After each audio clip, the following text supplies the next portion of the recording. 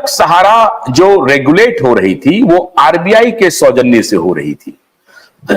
सहारा के पास पैसे आए, सहारा खुद जाकर के रेगुलेटरी अथॉरिटी के अधीन जाकर के काम करने की सहारा की इच्छा हुई, इस पर संदेह नहीं किया जा सकता है।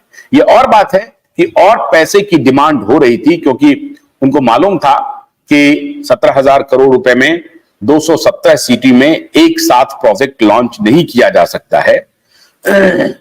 तो दो मुद्दों पर काम कर रही थी सहारा। एक तो इंटरनेशनल फंडिंग के लिए जो बड़े रियल एस्टेट जायंट थे उनसे निगोशिएशन कर रही थी, और दूसरा वो सेबी में जाना चाहती थी कि वहां से हमको आईपीओ की अनुमति मिले और हम पब्लिक से और हम पैसा उठा सके, जैसा कि शेयर मार्केट में होता है। अब आज इस मुद्दे पर कोई व्यक्ति हैं, अगर शुभम है, शुभम ज्वाइन करिए, मैं आपसे अनुरोध कर रहा हूं, आप भी आइए। शुभम, नफीस आपका बहुत बहुत स्वागत है, और कन्हैया जी आप भी आइए, क्योंकि मैं आज आपके हित की बात कह रहा हूं, बहुत मजबूती से उठा रहा हूं। यह जानना बेहद जरूरी है, क्योंकि एक तरफा हम ये मान के बैठ रहे हैं कि सहारा ने बहुत सारी गलती की, मैं मानता हूं। नमस्कार सर। कालांतर में हुई, लेकिन इस पक्ष का भी जवाब जानना बहुत जरूरी है कि उस वक्त सहारा की नीयत क्या थी।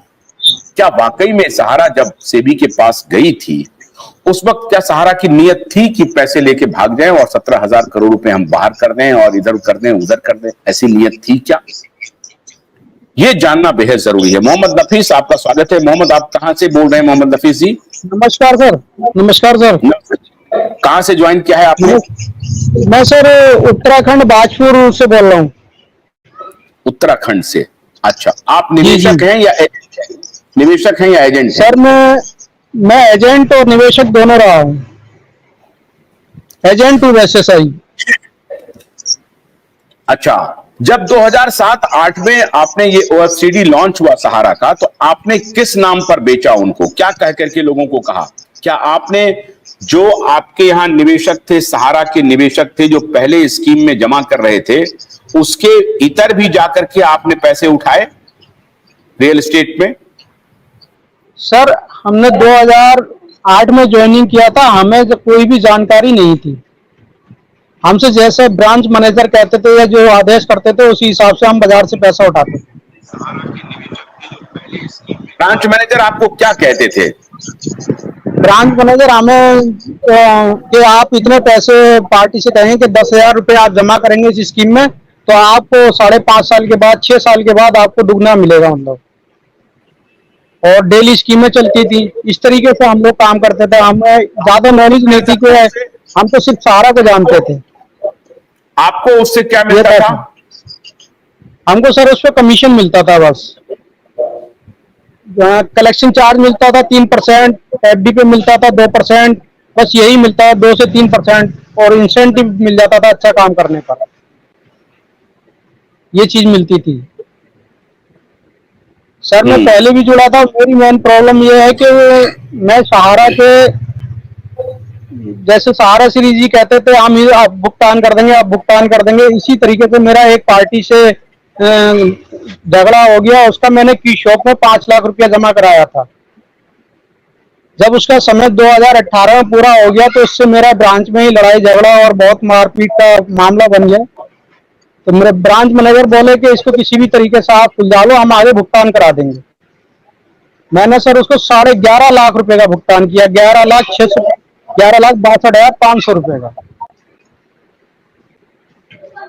आज मेरी हालत यह है कि सर मैं एक एक रुपए को परेशान हूँ। मेरे बच्चों को स्कूल से निकाल दिया गया है और मेरे पास बैंक का प्रॉपर्टी मॉर्गेज लोन है। मैंने आपको कई बार कमेंट भी किया, मैंने मुख्यालय को भी आवेदन किया, जिसकी कॉपी है सर मैं आपको दिखाऊं। अभी 11/9/2024 को भी किया, मैंने सब लिख के भेज दिया। मेरी कंडीशन सर बहुत ही ज्यादा खराब है इस समय। ये चीज है सर। हमें हमें तो सर आश्वासन में देके गुमराह करके सब ये किया कि हम आप भुगतान कर देंगे, आप निवेशक को संभाले रहो, ऐसा करो और वैसा करो, तो इन लोगों ने हमें इस तरीके से किया। नहीं, ये है सर। सर जी आज मैं बहुत ज्यादा परेशानी में हूँ और मेरे बहुत ही ज्यादा मतलब, और बैंक वाले मेरे घर, जैसे मेरा लोन एनपीए हो गया है, जिससे कि रिकवरी एजेंट मेरे घर आके मुझे हैरेसमेंट कर रहे हैं रोज।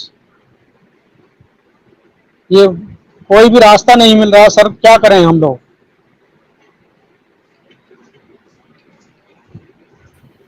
जी, अच्छा। नहीं तो आपको जब ब्रांच मैनेजर आपको समझाते थे, तो आपने जब नौकरी शुरू की तो आपको क्या कहते थे ब्रांच मैनेजर? वो इसमें कहते थे सर आप भी इसमें काम करेंगे तो आपका करियर बहुत अच्छा होगा, आपका फंड भी कटेगा, फ्यूचर फंड भी कटेगा। आपको कितना कमीशन मिलता था? मैंने बताया नहीं सर, जैसे डेली स्कीम पे हम काम करते थे वो 3% कलेक्शन चार्ज मिलता था हमें, और आरडी पे हमें लगभग 5% के समथिंग कमीशन मिलता था, और एफडी पे जैसे 1 साल की करते थे उस पे हमें 2%, 1.5% इस तरीके से कमीशन मिलता था। बस ये चीज थी सर, और कुछ नहीं था। पर डे आपको कमीशन मिलता था या महीने में मिलता था पैसा वो? महीने में मिलता था सर, क्लोजिंग होने के बाद। तो महीने में कितने की कमाई हो जाती थी क्लोजिंग के बाद? सर मैंने काम करते करते लगभग 20,000 रुपए के आसपास कमीशन तक उठा लिया था। ये मैंने 2021 तक काम किया सर। कितने, कब? 2001 तक? 21 तक सर। 2021? हाँ 21 तक काम किया। तो 2021 तक आप पैसे का कलेक्शन करते रहे? हाँ सर, कलेक्शन किया हमने और जमा भी किया। ये तो जब आपको ये सब कुछ मालूम था कि ऐसे ऐसे मुकदमा चल रहा है, तो आप किस आधार पर फिर पैसा उठाते थे मार्केट से? लोगों का पैसा जब दे नहीं पा रही थी सहारा, तो फिर पैसा कैसे उठाते थे आप मार्केट से?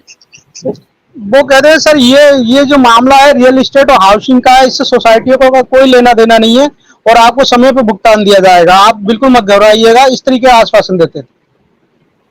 कहते सोसाइटियों पे कोई प्रतिबंध नहीं है, कोई केस नहीं है, आप सोसाइटियों में काम कर रहे हैं, आप रियल एस्टेट और हाउसिंग में काम नहीं कर रहे हैं आप, ये कहा जाता है। अवधेश जी नमस्कार। नमस्कार सर। अवधेश जी, ये किसकी गलती थी कि ये 2021 तक, सोचिए कि जब आप ऑलरेडी 2010 से लिटिगेशन में जा चुके हैं, 2011-12 में आपने पैसे जमा किए हैं, 15 का डेडलाइन है पैसा वापस करने की, तो फिर 21 तक पैसे की वाही चलती रही, फिर उस पैसे को कैसे वापस करेंगे? इसका क्या मामला है? मैं कोई शंका नहीं है, लेकिन आप अगर इसका समाधान करें तो बताइए, क्यों उठा रहे थे, काहे उठा रहे थे? जी सर, सबसे पहले आपको नमस्कार, आपके चैनल को। क्या ये बात सही है? संतोष जी लिख रहे हैं कि सहारा की नीयत बिल्कुल सही थी, वो आईपीओ लाने के लिए गए थे, और अगर वो ऐसा हो जाता तो उन्होंने सेबी के सामने खुद जाकर के डिटेल दिया था, और अगर वो सेबी इसमें नहीं पड़ती तो आज सहारा की स्थिति बिल्कुल अलग होती। तो मैं थोड़ा नियत के बारे में भी बताइए कि क्या बात ये सही है? जी जी सर, सबसे पहले सर कभी भी एक चीज आपको सर बता दूं मैं कि कभी भी सहारा की नियत कहीं से नहीं रही कि हमें डिपोजिटर को पैसा नहीं देना है या हमारे जो कार्यकर्ता है उनको पैसा नहीं देना है, ऐसा कहीं से नियत नहीं थी और नहीं आज भी है। आज भी नियत नहीं है सर, ऐसा नहीं कि पैसा नहीं देना है। लेकिन 2008 में रियल एस्टेट की स्कीमें जो आई 2010 तक चली, उसके बाद से कोऑपरेटिव सोसाइटी का लाइसेंस मिला और पैसा सेबी को भी आपको 62,000 करोड़ मांग रही थी, उधर भी पैसा जा रहा था।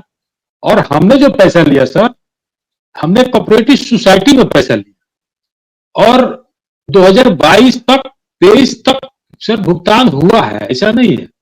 हाँ, ये उस दिन भी बताया सर कि कम हुआ है, रेशियो कम हुआ है, और जो हाउसिंग और अबोर्ड बॉन्ड का जो कन्वर्जन हुआ था वो स्कीम का एक था आपको 10 साल का जो अबोर्ड वन के स्कीम से नाम से था, उसमें 10 साल में 10,000 का 31,000 कुछ रुपया मेच्योरिटी मिल रहा था। और हाउसिंग बॉन्ड में भी ये 15 साल की स्कीमें थी। हमारे यहाँ 15 साल की 14 साल की स्कीमें बहुत पहले भी रहा है, इससे बहुत पहले 14 रहा है, जिसमें 7 गुना मिलता था। 14 साल में 7 गुना। बहुत सारे लोग मेच्योरिटी उसका लिए है, ऐसा नहीं कि पैसा नहीं मिला। हमने जो पैसा लिया 2010 के बाद सर, हमने कोऑपरेटिव सोसाइटी में पैसा लिया और ये 2016-17 तक पैसा मिला है। उसके बाद जो फंड की स्कासिटी हुई और जो सेबी लगातार दबाव बनाते रहा कि नहीं पैसा हमको दीजिए, पैसा उनको दिया जा रहा था, लेकिन उस पैसे को रिटर्निंग का कोई उम्मीद नहीं था। अभी सर आप जाने होइएगा कि बहुत सारे कंपनी जो बंद हो गई है, आज पैसा सेबी के पास है, लेकिन किसी का पैसा लौट आया नहीं, आज तक किसी का नहीं लौटा है। एक सहारा इंडिया कंपनी जो है उससे केस लड़ती रही और इसको जानबूझ के उलझाया गया। यहाँ किसी सरकार या किसी मंत्री को नहीं दिखा ये 12 लाख कार्यकर्ता है, कितने बड़े जमा करता है। ये सर आपके पास जो ये डाटा है कि 13 करोड़ जमा करता है, इसे कोऑपरेटिव सोसाइटी के लोग बता रहे हैं, अभी और जमा करता है सर। कहीं से ऐसा नहीं है, आज भी सब नियत ऐसा नहीं है कि पैसा नहीं देना है। हाँ, हमारे साथ परिस्थितियां उस तरह की नहीं है, कुछ विपरीत है, इसलिए आज हम थोड़ी सी परेशानी में है और हमारे कार्यकर्ता भी सर बहुत परेशानी में है। हम ऐसा नहीं है कि हम जमाकर्ता को पैसा नहीं देना चाहते हैं, हम लड़ाई लड़ रहे हैं, उसकी भी व्यवस्था होगी और पैसा सब मिलेगा। ऐसा कहीं से नियत नहीं है, न कल था